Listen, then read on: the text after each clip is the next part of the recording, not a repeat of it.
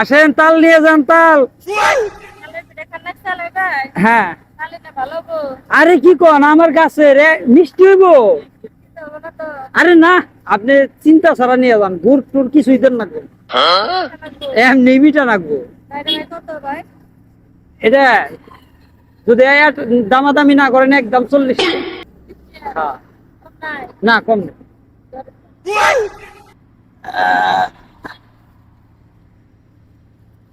এই যে নেন।